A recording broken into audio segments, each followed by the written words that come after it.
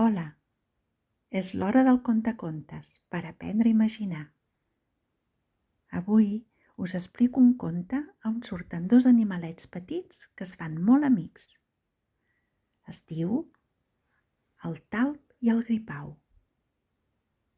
A la vora d'un estany, dalt d'una pedra, hi havia un gripau prenent el sol, de panxa amunt, ben estès i relaxat.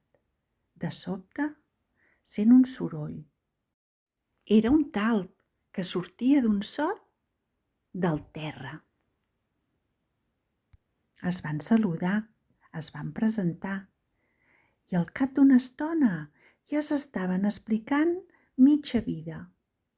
El talp li va explicar que tenia unes ungles molt llargues i que excavava sota terra i que la majoria del temps sempre estava sota terra a la foscor i tenia tota una xarxa de galeries, que el seu menjar preferit eren els cucs.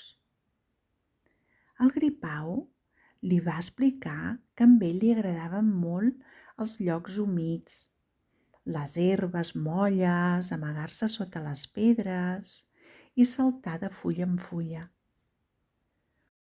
Es van avenir tant que van quedar per veure's cada dia. I cada dia, quan sortia el sol a la matinada, es trobaven en el mateix lloc de sempre a on es van conèixer.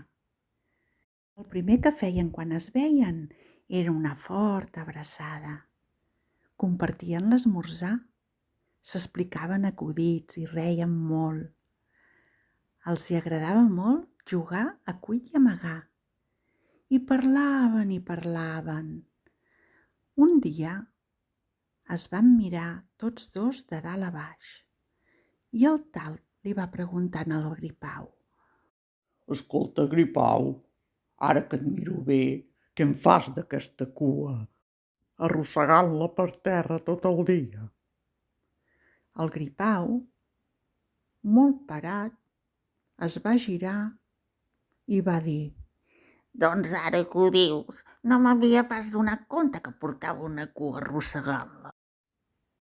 Llavors el talp li va proposar: Què et sembla si jo et dono els meus ulls, que no els faig servir per res a sota terra, perquè tot és tan fosc, i tu em dones la teva cua? I el gripau, tot meravellat, li va dir: Doncs em sembla perfecte. M'agrada molt aquesta idea. I així va anar.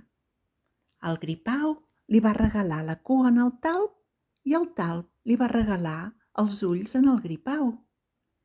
I així de contents van quedar. Una forta abraçada i fins l'endemà. Heu vist? Un conte curtet però molt bonic. Un petonet.